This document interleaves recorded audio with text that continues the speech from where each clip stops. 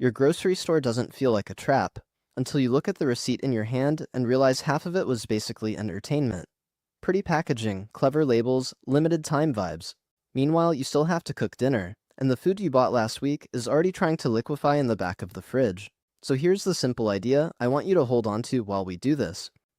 If you've got about 20 anchor foods in your kitchen, you can eat well, spend less, waste less, and stop feeling like every trip is a surprise bill. Everything else in the store becomes optional, not automatic. And just to make this fun, I'm going to tell you right now. One of the best health foods in the store is hiding in the plainest place. And most people ignore it because it's not trendy. I'll get to it in a bit, but once you see it, you're going to laugh at how obvious it was. Alright, let's start with the backbone stuff. The boring heroes. First, rice.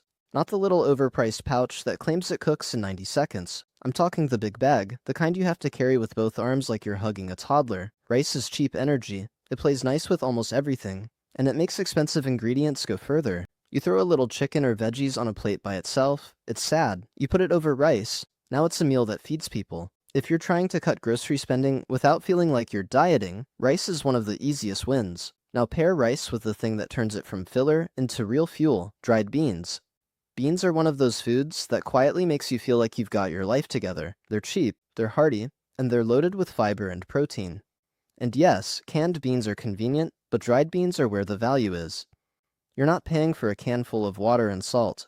If soaking feels like a hassle, here's the reality. It's not a cooking project, it's a habit. You toss beans in a bowl of water, forget about them, and tomorrow they're ready. That's it. Your grandparents weren't doing this with special apps and timers. They just did it. And when you combine beans and rice, you've got a complete protein combo. That's one of the reasons so many cultures around the world built whole cuisines around that pairing. It's not a coincidence. It works. Now, before we get too serious, let's talk about the easiest do something good for your future self. Protein in the store. Eggs.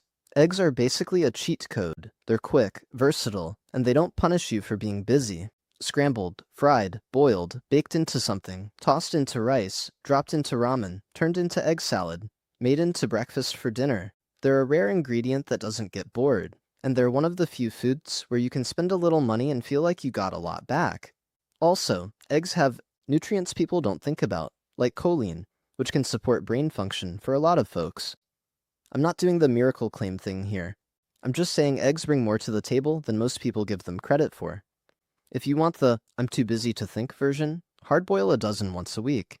Then your fridge has grab-and-go protein sitting there like it's waiting to save you from your worst snack decisions. Now let's hit the breakfast food that's been quietly helping people forever, even though it looks like beige paste in a bowl. Oats. Oats are cheap, they stick with you, and they're one of the few foods that can support heart health in a real, boring, evidence-based way. They've got a type of fiber that may help lower LDL cholesterol for many people when eaten regularly. Not for everyone, and it's not a replacement for medical care, but it's one of those why not foods that can work in your favor, and the cost is almost funny. SAE, big container gets you breakfast for weeks. Also, oats aren't stuck in breakfast jail. You can blend them into flour, add them to meatballs, use them to bulk up recipes, toss them into smoothies, bake them into snacks. Oats are a utility food. Now let's jump to the vegetable section, because this is where people lose money the fastest, and they don't even notice. Frozen vegetables. I know some folks still hear frozen and think lower quality, but frozen vegetables are often picked at peak ripeness and frozen quickly. Meanwhile, fresh veggies can travel for days, sit under lights, then sit in your fridge while you pretend you're going to make a salad. Then you throw them away. Frozen vegetables don't play that game. They wait. They don't guilt you. They don't melt into sadness in a drawer. And they're fast. No washing, no chopping. No standing there staring at a head of broccoli like it's a complicated math problem.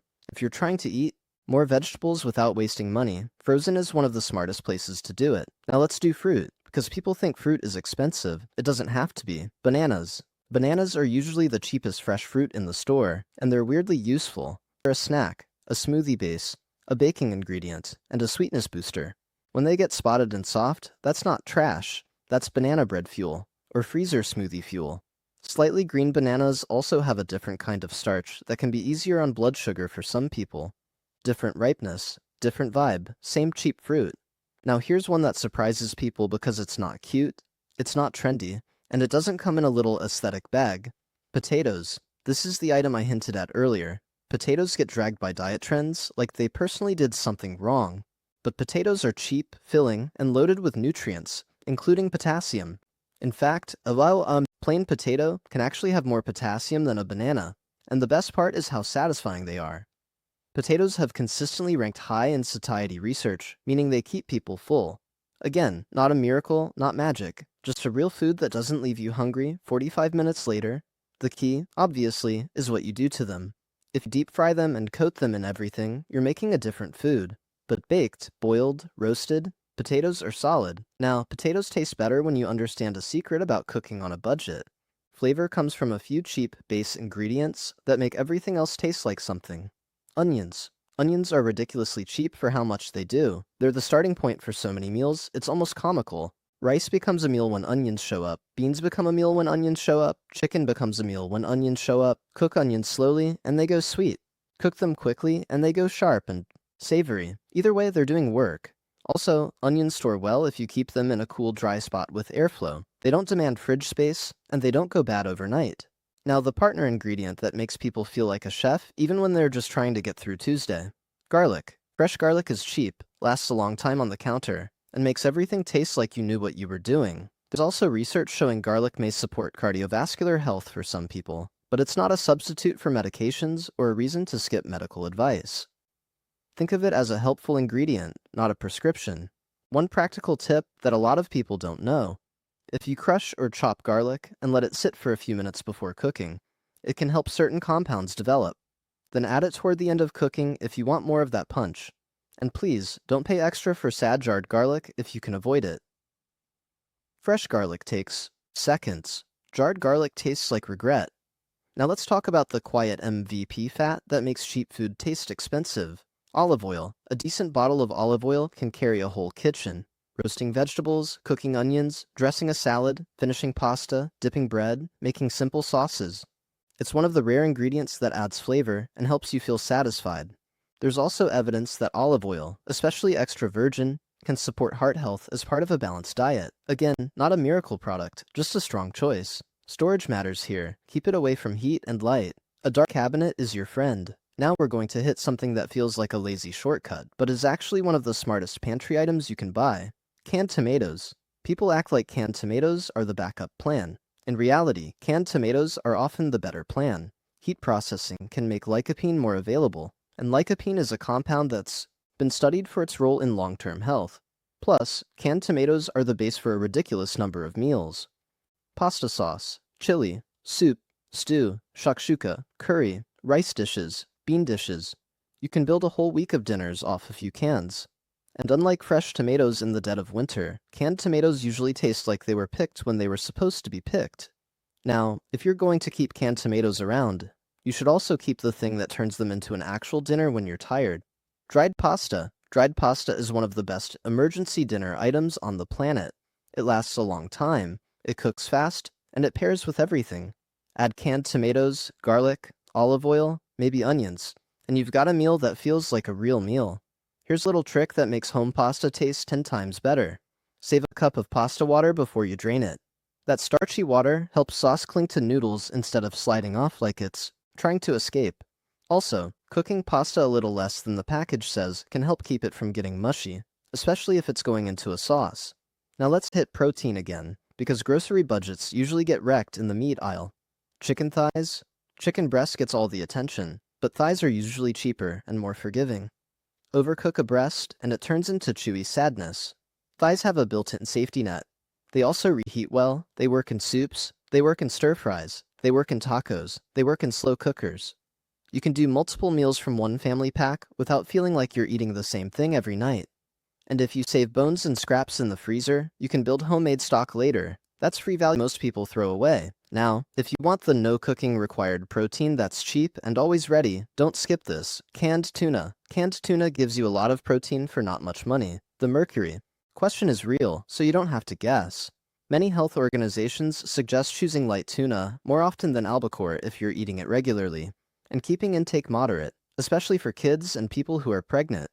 If you've got specific concerns, that's a good ask your clinician conversation. But in general, tuna is one of those reliable pantry proteins that can rescue a meal. Tuna salad, tuna over rice, Tuna mixed into pasta, tuna with beans, tuna with chopped onions, and a little olive oil. It's not glamorous, but it works. Now let's go back to vegetables, because there's a cheap one that people either love or act like it doesn't exist. Carrots. Carrots are cheap. They last a long time in the fridge, and they're useful in almost everything. Soups, stews, roasted sides, stir-fries, snacks, salads. Also, beta-carotene is fat-soluble, so your body absorbs it better when carrots are eaten with some fat. That can be as simple as roasting carrots with olive oil. Not complicated, just helpful. And don't pay extra for the cute baby carrots if you're trying to stretch money. They're often just regular carrots trimmed down and polished. Same food, higher price. Now, I want to talk about something people buy constantly, and a lot of them don't realize they're getting tricked by the label. Bread. If you want actual whole grain bread, flip the bag over. The first ingredient should say whole wheat flour, or whole grain something. If it just says wheat flour, that's usually not the same thing. It's often refined flour wearing a brown costume. Whole grains can help with fullness, digestion, and blood sugar control for many people, and they're linked in research to lower risk of certain long-term issues like type 2 diabetes. It's not a guarantee, but it's a good direction. Here's how you stop bread waste. Freeze the loaf, toast slices as needed. You get fresh bread whenever you want it, and mold stops stealing your money. Now we need to talk about the ingredient that makes vegetables taste like something you'd actually choose on purpose. Butter. Butter isn't a villain, despite decades of confused messaging. It's a real food made from cream, sometimes salt. It's not a free-for-all, but in normal amounts, it can absolutely have a place in a balanced diet for many people. Butter also makes cheap vegetables taste comforting.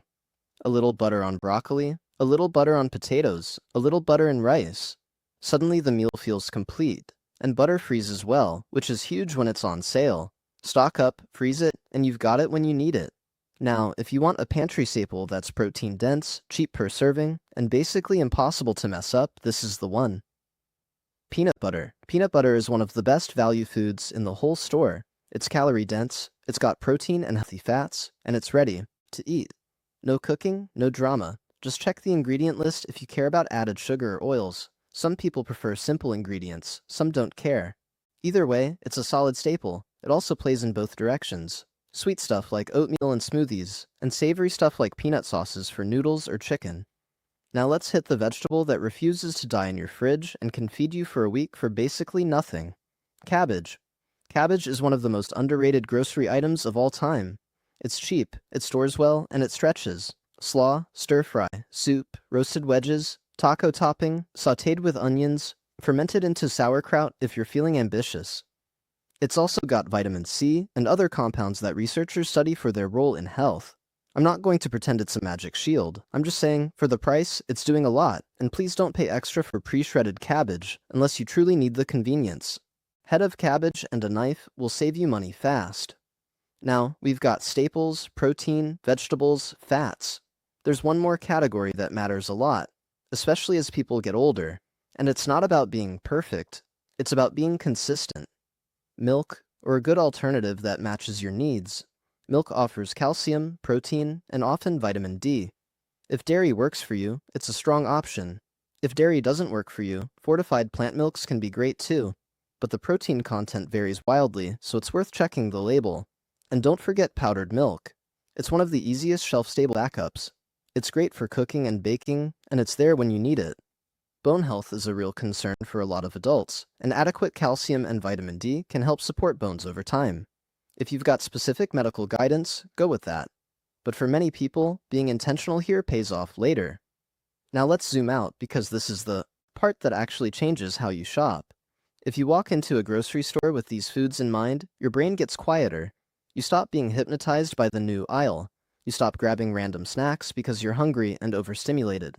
You stop buying ingredients that only work for one recipe you'll never make again. You buy anchors. You let the fun stuff be optional, not automatic. So next time you shop, try this. Start your cart with a few anchors first. Rice, beans, eggs, oats, frozen vegetables, onions, garlic, potatoes, a couple cans of tomatoes, pasta. Once those are in the cart, notice how much easier it is to ignore the nonsense. Because now you already have food. And when you already have food, the store has less power over you. If you want, I can turn this into a simple 2-week grocery list that rotates these items into real meals. with a few mix and match sauces, so you're not eating the same thing on repeat.